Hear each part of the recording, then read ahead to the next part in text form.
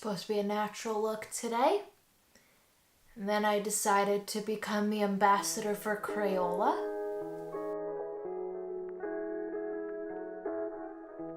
Today's video is gonna be a little different. Let me take you back, okay? As a teenage girl, I still am a teenage girl, but back in like 9th grade, I'm talking, shopping was great. It was my favorite way to spend a Saturday. A typical day in the life of a young teenage girl in the GTA would be either going to the Yorkdale Mall or the Scarborough Town Center and going in with 0 bags, coming out with 50, hiding all the receipts at the bottom of the bag so I could forget about how much money I just spent. But the thing is, with all this money that I spent, what always made me feel a little better was the fact that just the sheer amount of clothes that came out of this shopping trip. I would go to Garage, H&M, Zara, I would make sure to stop at the Starbucks, and I would just have so many new outfits to try on for school. It was amazing. There was just something about the shiny marble floors of the mall and the large windows of each store and all of that glitz and glamour while sipping on a frappuccino with my other 9th grade friend that just made me so content. What could possibly be wrong with this suburban phenomenon? Well, just like most things that seem too good to be true, it was. Let's talk about that. I swear, nothing in this world is corruption-free anymore. Even the things that bring us the most serotonin, like finding that cute hidden gem in that one store, like Forever 21 that was full of shit. Finding that one cute hidden gem for $5, it was on sale, and telling your friend about it, and you both just would match with cute outfits, or watching YouTuber try-on hauls, back to school lookbooks, something so innocent like that is actually tied to a really corrupt world of fast fashion. And let me tell you, Bethany Mota did not prepare me to learn about this corrupt world. So, what is fast fashion? Well, a couple years ago, in fashion class, I watched this documentary called A True Cost, directed by Andrew Morgan and released in 2015. And let me tell you, the documentary it did hit me in a profound way, enough to affect the way I thought for the rest of the school day. But eventually, I hate to admit it, I forgot about the documentary. And I still went on shopping trips with my friends and only felt a slight twinge of guilt when I thought about how the workers in Bangladesh were treated or the colossal effect on our environment that fast fashion has. I only felt a slight twinge of guilt. It never stopped me from going to that Zara checkout. Never. Until now.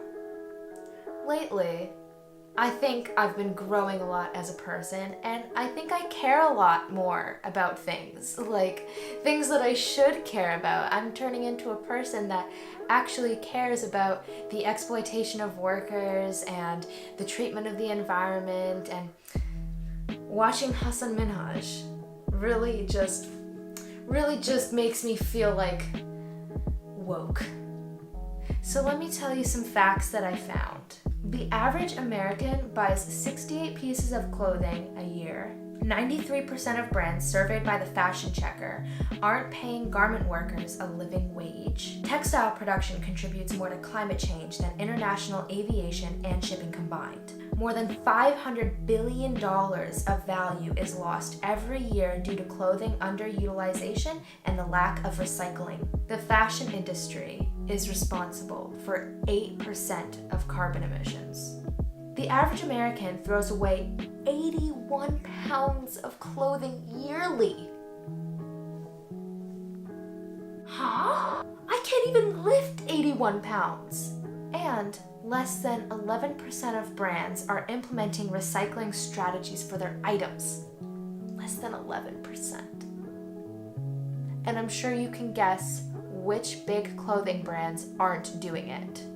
How could all my favorite clothing brands be so corrupt? It's so sad. H&M, Guess, Zara, Gap, Urban Outfitters, Fashion Nova, Pretty Little Thing, Adidas, Hot Topic, Forever 21, the list goes on. And even my beloved, my love, Uniqlo. Uniqlo, why did you have to do this to me? I love Uniqlo. I've always loved Uniqlo. And in fact, Uniqlo in 2016, it was alleged that Uniqlo still expected staff to work excessive overtime for low rates of pay in dangerous conditions, which had a culture of bullying and harassment. Yes, we love work environments like that.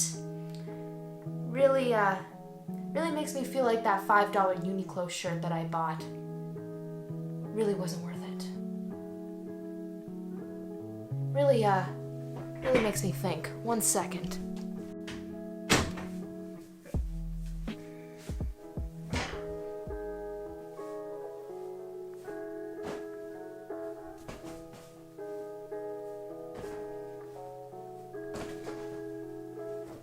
My favorite shirt. My favorite shirt is against me. My favorite shirt has betrayed me. My other favorite shirt, Keith Haring. A Keith Haring shirt. Another one. My favorite shirts.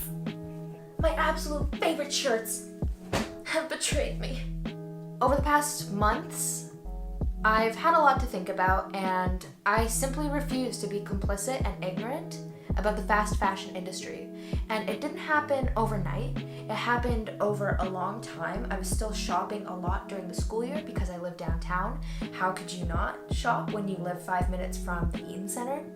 But it did happen slowly where I just stopped liking to go, and I eventually enjoyed thrifting more, and it really has changed how I look at a lot of things. So what about when I go to the thrift store and it's a dud? It fails. Nothing works out. I don't find anything I like. Hey, that's gonna happen. Thrifting takes a lot of patience. And I'll tell you what else takes a lot of patience. Making your own clothes. This is where things get meta, okay? Because no one else can own a Sesame Street color-blocked sweater and matching bucket hat but me, because I made it. How awesome is that? You know, I may not be able to wear some of these handmade clothes to school this year, but in light of the back-to-school season, I thought in this video I would make my own clothes. This is my open letter to fast fashion. Fuck you. So let's go, come on.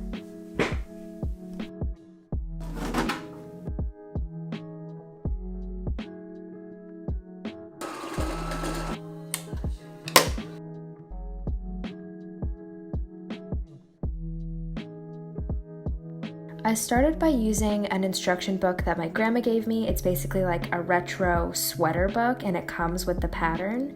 And then I drew out what I planned for the sweater, and I cut out all the pieces for it. Unfortunately, I don't have the pattern to provide for you guys, but I'm sure you can find an easy retro crew neck sweater pattern on the internet. And it did take me a long time to figure out which I was cutting and how I had to cut it and how many I had to cut. Just because of the color blocking, it got really complicated. So it did take me a while to figure that out, and I had to keep referencing my drawing over and over and over again. But basically, if you've never used a pattern before, it's pretty straightforward. You just cut however much is provided, and I must admit, a color blocked sweater is not great for beginners. I would try to do a simple one if this is your first time sewing. And then Clementine was playing in the sun, and it was quite cute. I started off with sewing the back together. Basically, the back had to have had a seam because it was orange and pink being like smashed together for my back piece. So I sewed that together. Make sure that when you're sewing, you sew with right sides together. And if you're not sure what that means, it basically means the sides that you're gonna have people seeing are called the right sides. So you want those sides to be kissing when you sew your seam. It basically makes it so that it's a finished seam. And then I sewed my front together. So basically this had to be like a big fat color blocked piece that was smashed together. So half of it was the Sesame Street and then half of it was the orange and pink. Next, I pinned my fronts and backs together. I just pinned them using sewing pins and make sure that your right sides are kissing.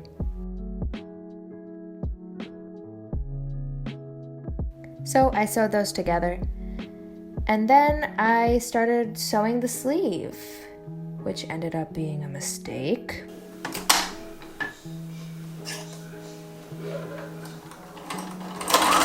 Oopsie. And I fucked up my bobbin. I don't know what happened, guys. I think the tension was wrong on my sewing machine, so make sure if this is your first time sewing, I mean, this video isn't really a tutorial, but if you decide to follow this video, make sure that you play around with your machine first. So if that happens, just rethread your machine and make sure nothing's broken. I don't know how to make sure nothing's broken, so we're just gonna rethread it.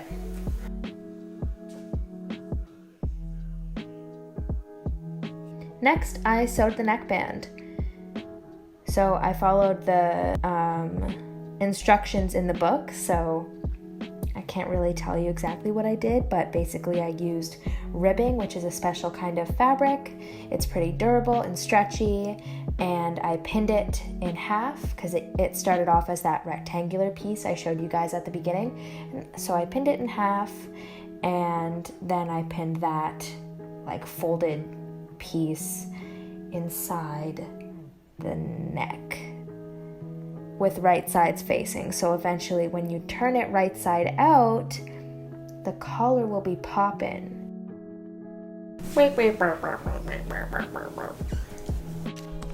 Okay, I messed up, but that's okay. So I sewed the side seams when I shouldn't have because I need to do that after I sew on the sleeves. So that's okay though, because I realized that I didn't back tack on some of my seams. So I'm gonna make sure I back tack this time and like make sure that, you know, it's not gonna fall apart in the wash. So I made an oopsie, but it's okay because it's easily fixable. So I'll be pulling out my side seams and pulling out the side seams of the arms because I sewed those too. And I'm gonna sew on the sleeves the proper way because I, for the life of me, can't figure out like in my brain how to do it like this. I know I seem stupid, but I can't figure out for the life of me how to do it with the side seams already sewed. So this is what I will be doing for the next 20 minutes. I'm making good progress, but I did that by accident, so I have to pull this out. Fuck. So next, it was time for the cuffs after I had figured all of those problems out. So this is the same premise as the waistband and the neckband. You basically start off with this rectangular piece of ribbing that you eventually fold in half, pin in half, and then pin to the sweater with right sides kissing.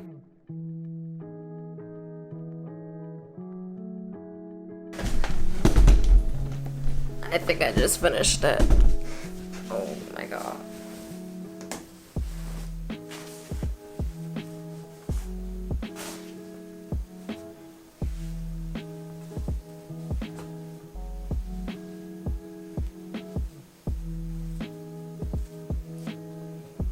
It's done.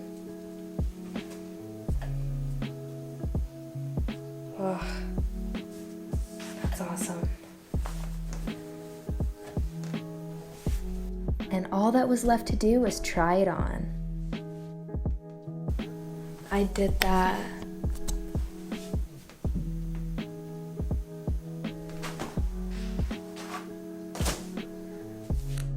Okay, editing Avery is here. This video video is long as fuck, so I'm gonna make this into a series and make the other piece of clothing that I was supposed to include in this video in another one if this video is good, but I don't know yet. So yeah, just gonna show the one sweater today, but let me know if you like this kind of video and I will make more. On another note, I had to do a photo shoot in this sweater, so here's that.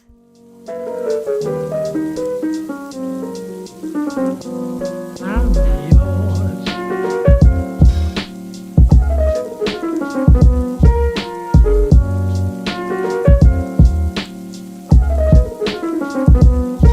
With you.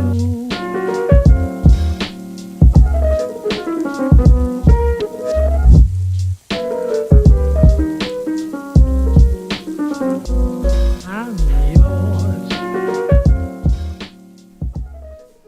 I just watched over the footage. Didn't know my hair looked like this because I'm blind, so I can't see.